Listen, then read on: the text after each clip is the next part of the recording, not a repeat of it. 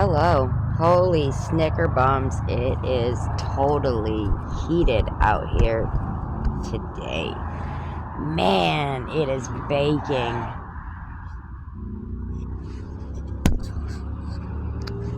So I'm gonna wing it today.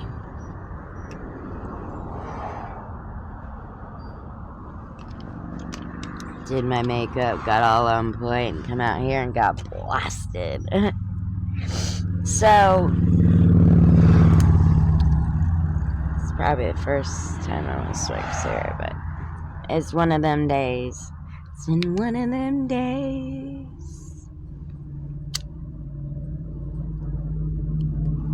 So it's just one of them funk mornings.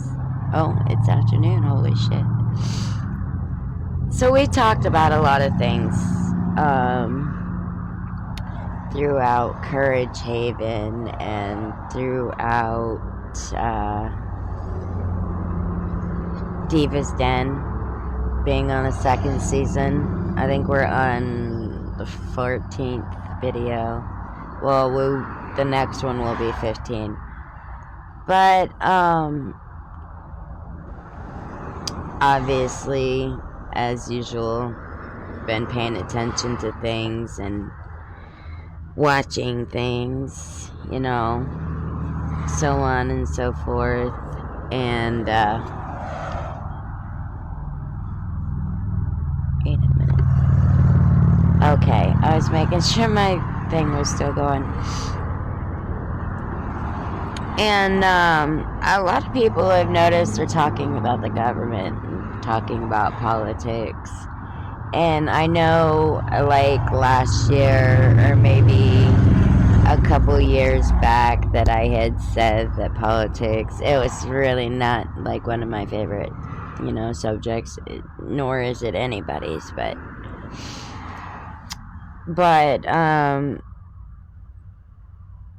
this year I would say, like, I'm hearing, there's that it has to do with a lot more than people think it does. It's more important than people think it does, or would have thought it was, back when, as times have progressed and evolved, and so have people. We evolve with the world, and we evolve with everything that's going on in the world and everything thereof. And we just cope and, wake up each morning and see what that day is going to bring for us. And this government has a lot to do with politics and, how the world functions and how the world runs and operates, and things that go down, and all the hush-hushes and all the control. And when I say power and control, and then the authorities and the government officials are saying, oh, you gotta keep power and control, and you gotta keep order and this and that, but limiting and deducting and taking things away from people that they need to survive on the daily basis, or the monthly or yearly basis, whatever, because each situation is different. Holy shit. Like, all up in my face. And I will touch up on it a little bit. I'm gonna say something that might not make sense to a lot, but it makes plenty sense to me. We're all Mexicans, we're all Asians, we're all China men, we're all English, we're all Mexican, we're all, whatever. You know why? Because we're all supposed to be diversity. You know, we're all supposed to be equals to one another as a community. Okay, yeah, no, obviously we're not, you know, but basically, if you get my analogy that I use that for, it's about diversity. It's about bringing communities together and bringing people together and healing our world from all this anguish and this terror and all this stuff that's going down and going on and the things that is happening. You know, I watched, was it Girl Interrupted again last night? And it's just a movie, but, you know, same concept. You know, like my last video, I had touched up on, like, again, where are you getting the ideas for these movies? What kind of mindset are you in to get these ideas for these movies? And my point is basically to that is, my analogy is, I think it's maybe 50-50. There's 50% of people who have these wild, creative, like, imaginations. And yeah, it's just a role and it's just a scene or it's just a set. But then you got the 50% of the production and movie makers and stuff and such that are like, what they don't know won't hurt them. But people will figure it out eventually. They always do. Especially if they're smart and intuitive. They'll always figure it out.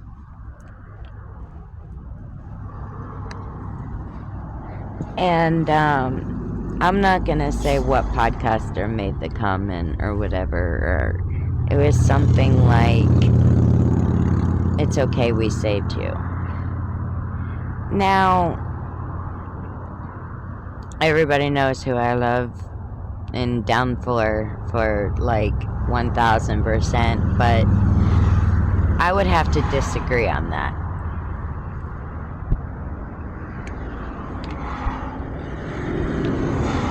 Yes, granted, we were in debt to China, Florida, for a lengthy amount of time, but we prevailed. And not one race or ethnicity is greater or better than another. You may be proud of your heritage and where you come from, and that's amazing. All power to you. I support you 1001,000,000,000%. No doubt. But there is no race, no ethnicity, no culture that is better than another. Of course, you got cultures that are gonna be bad, or they're gonna have their ways of life are not so, you know, they're scary, or they're cringe, or they're unethical, or whatever the case may be. Okay? You get your bad and you get your good with everything. Now, as far as us white people, I've said it time and time again, but I'm not 1000%. I'm white, but I'm, you know, I'm kind of like, I guess in the mixed kind of, because I'm Italian, I'm German, I'm French, and I'm Apache. So there's that. And let me break it down for you in my opinion. And this is to all the Latinas, this is to all the Mexicans, this is to all the people of color, Asians, you know, anybody who feels left out or put in a different kind of lane.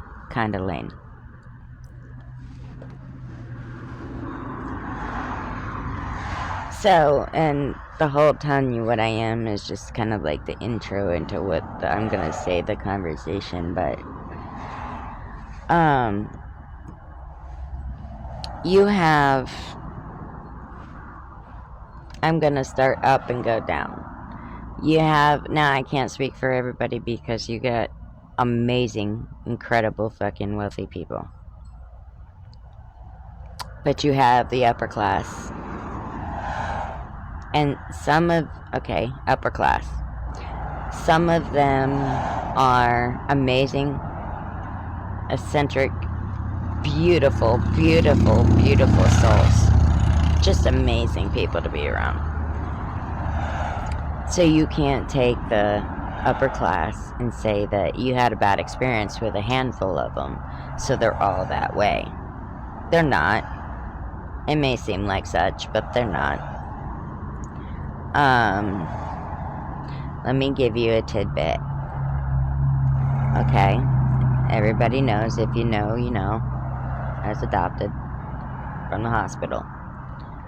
And my tidbit to you is my bio mother, the ones that I have everybody kind of like giving the red thumb to when I'm posting videos. I wanted to post those duet videos because I wanted to see how my community reacted to them, reacted to her, to see if people were paying attention, if they were listening to things that I would say, little things, tidbits.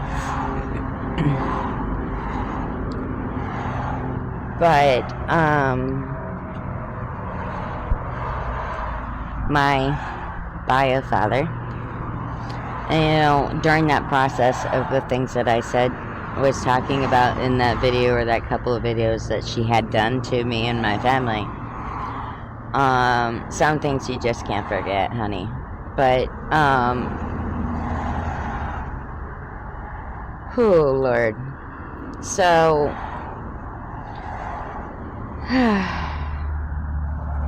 she's talking to my father on the phone. His name is Patrick Violet. And I'll tell you a couple different situations. And so, making sure I'm still rolling here. So anyways, we're on the phone. Here, it's your father. Boom, no warning. Like, never spoke to this man. No, don't know this man. Nothing. And so anyways, one of the first things that he says to me is, red flag, of course. Well, his mom and dad are so loaded it's coming out of every hole and crevice.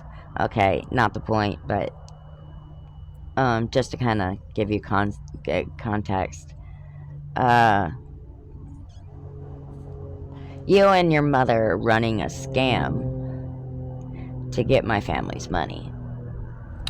And he's like, if you're really my daughter, he goes, my mother and my father says that I need to do a DNA test to prove it. He says I will pay for it. Of course, I let that go, and I was like, okay, whatever. And I had told them very nicely, I said, you know, I'm not one of those people, I'm not that bitch. I'm not the kind of person that's gonna come for you for your money. What the hell is that? What is going on there?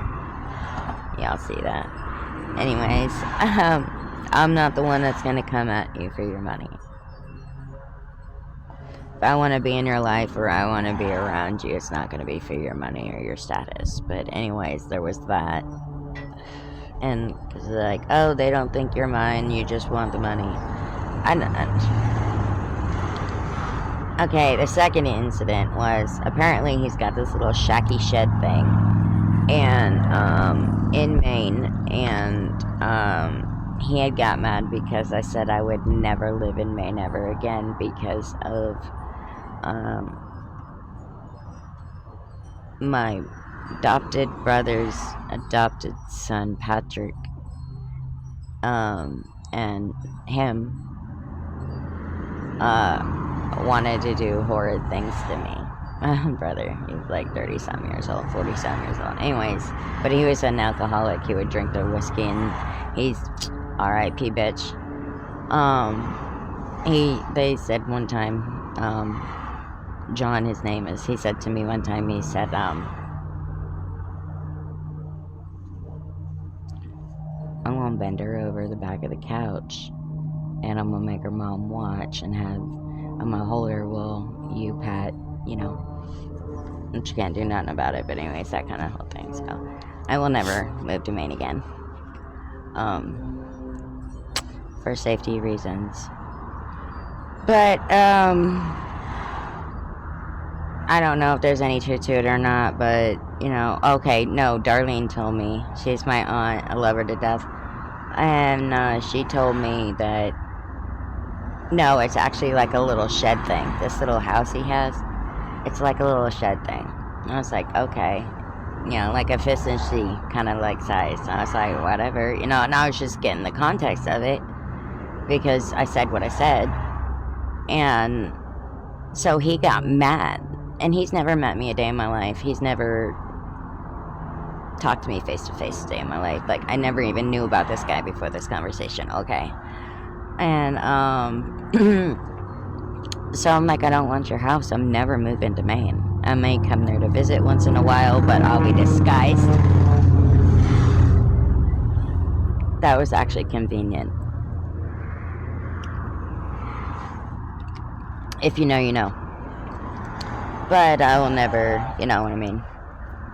So there was those two incidences. And again, he says, on that incident, he says, oh, you're just a fucking gritty little bitch. Stuck up, gritty little two-faced bitch. And you're just like your brothers and sisters. First of all, I didn't know I had any brothers or sisters or half-brothers or sisters. How I feel life has treated me is I feel that my family have abandoned me when my mother Sally passed away. They all had no communications with me. So if I got family that want anything to do with me, and then you want to sit there and cut it off quicker than you can start it up, well, you're a douchebag, okay? But so that would be the upper class part. Then you have the middle class. Okay, well, the upper class, not everybody is douchebags. That was my douchebag grandparents and father experiences. But, and like, who are you to tell me that I'm just like everybody else when you've never met me or you've never taken any time to have a real conversation with me or pick my brain or nothing like that. So, like, it is what it is. And then she just randomly, like, I have bad anxiety problems, so you're just gonna put him on the phone like that and like put me out there and like that. And I'm just like, what are you doing? So a lot of stuff with her and him I've realized, and he's like a biker dude, he's got a motorcycle and shit, but not that it matters. They're both kind of that way. They're both kind of the way they're, so into their little world that they either A, don't want to let anybody in, or when they do, they do it in such a smug way. But not all upper class and wealthy people are like that. You might get a lot that are, okay? Because the money went to their heads, okay? The fame and the success went to their heads. Or maybe there could be the point to where because they had gained that success, that what they had to do to get to that point in life, and they're just so drained. You know what I mean? But,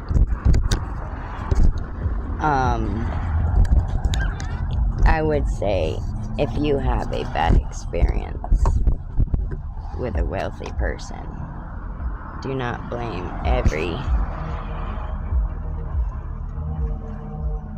wealthy person for that experience. You're gonna fall many times before you succeed. You gotta pick yourself back up and you gotta dust yourself off. Not everybody's the same.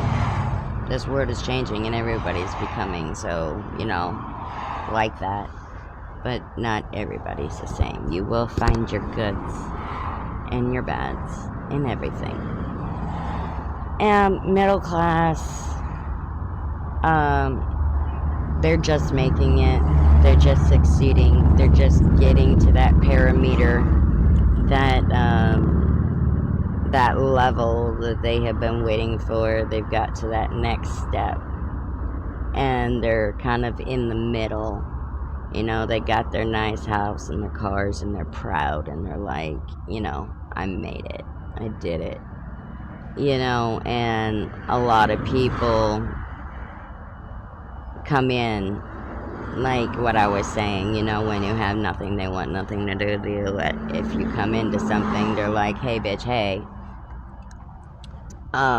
And they deal with that stuff, you know, with people in their community, and they're just like, you didn't want nothing to do with me yesterday, why do you know.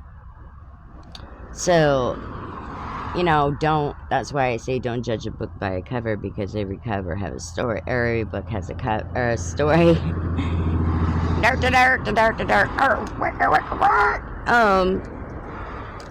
You know, every book is authentic within itself.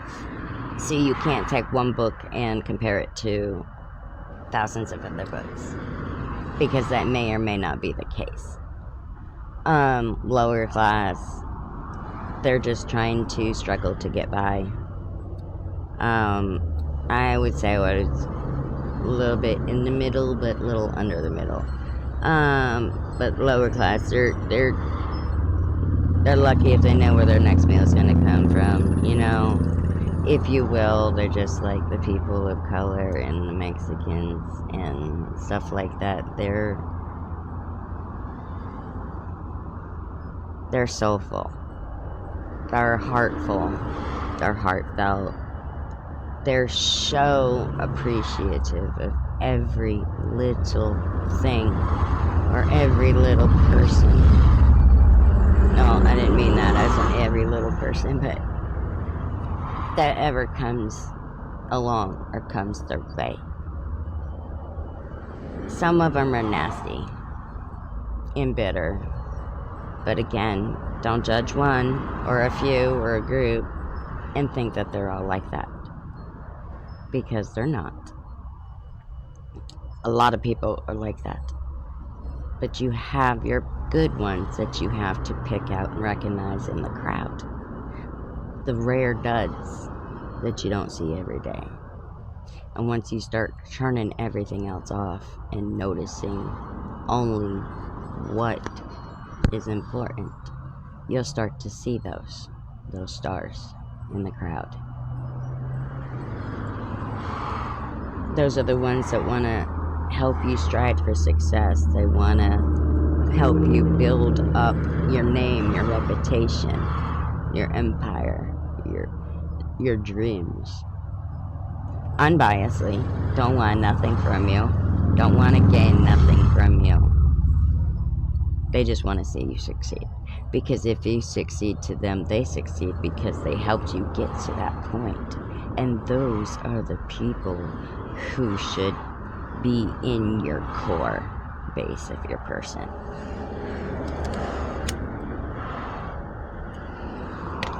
This government is pretty sick, and I don't mean that in a good way. That's a S-I-K. I mean S-I-C-K. You know, like food stamps. You're not allowed to have this. You're not allowed to have that. You're not allowed to have a bank account. You basically have to pull scraps just to feed your family every month. Now, take the person who is behind that desk doing that job. Is that the same case to them? Okay, maybe they got good jobs. Okay, but I know a caseworker can't be... Well, I guess they are making pretty good money because they're in high demand these days. With society and everything that, you know, is of... But, you're not gonna tell me they don't struggle? Where they don't, have days where they wonder where their next meal is gonna come from, or where they're gonna get the money to pay that one bill. They're not deducted from it. They're a part of it. They're a part of the system just as much as anybody else is. But yet they want to sit there and be smug. And yes, there's laws, there's rules, there's guidelines they have to follow and abide by. But when you come across a genuine person who is just breaking down in front of you and you're just stone cold, well, then you got to step back and wonder, I think I sold myself to the devil, because we're supposed to be helping people, not breaking people. And then you have the government, and I'm not calling nobody out, but the CIA and the FBI and all these big high big wigs with these hush hush things. And I want to bring awareness to something right now, and I don't give a fuck who I hurt in this video. I don't care if I don't get no views, no likes, no shares, no nothing, no reposts. I don't care. But I'm gonna say this unbiasedly. No, I'm gonna say this biasedly. And I want the bitches and the dudes that agree with me, I want you to blow this shit through the roof. I want you to blow it up. Reshare it, repost it, post it to every social media that you could possibly find. I want this to blow up because I just thought of this. My husband showed me a video. It was at a cargo dock, bay, I guess you call it.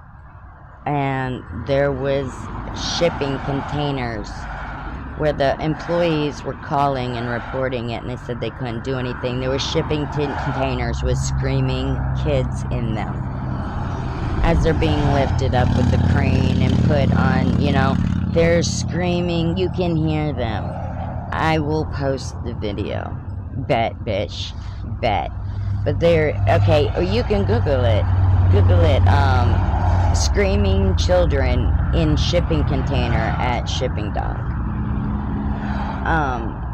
And workers report it. But yes, there were screaming children in shipping containers. What has our world come to? What has our society come to? Or does this have to do with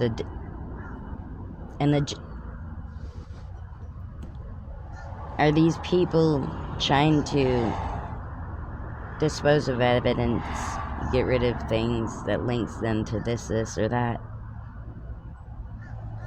You know, the conspiracy theory that we all need to be looking at right now is this conspiracy. Who gives a shit about that? The conspiracy theory of life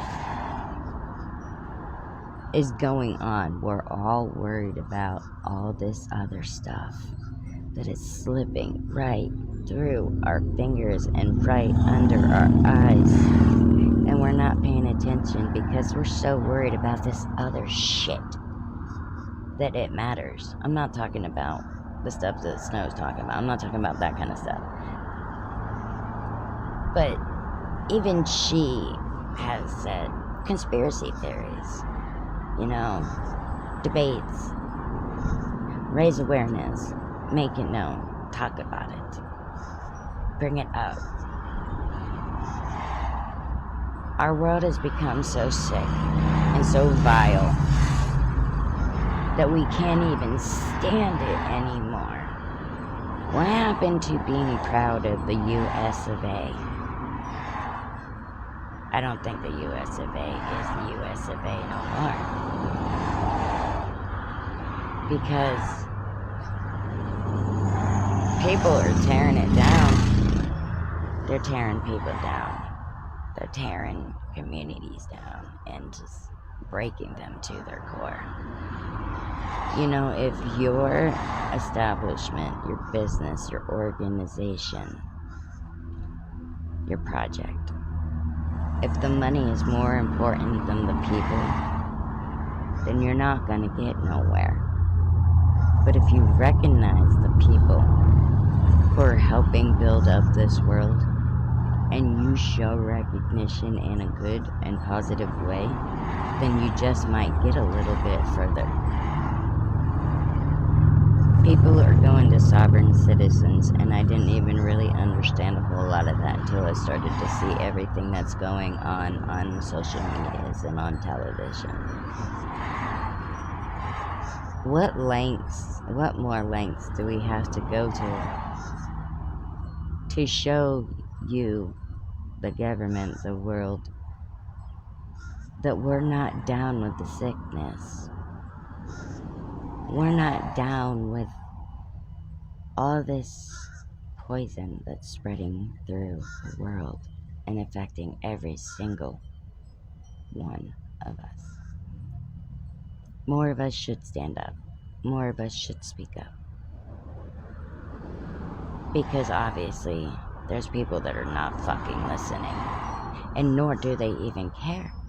Because the only thing that revolves around them is what's going on in their little life and what's going on with them. Nothing other than that. They don't care to hear about it, or to raise awareness, or to even help. Thank you for watching this video. Please blast this video, reshare it, post it, pin it, because that right there, screaming children in a shipping container. This world is getting scary. We're supposed to feel safe and protected and happy and healthy. And they're putting all this stuff and these HGMOs in our food.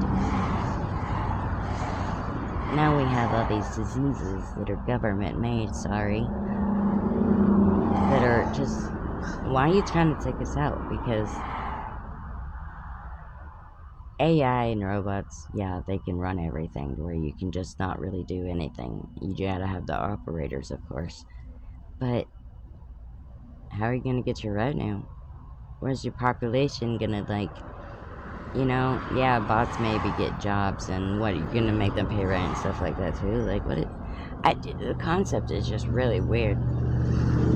Or you're building bots to take over the world.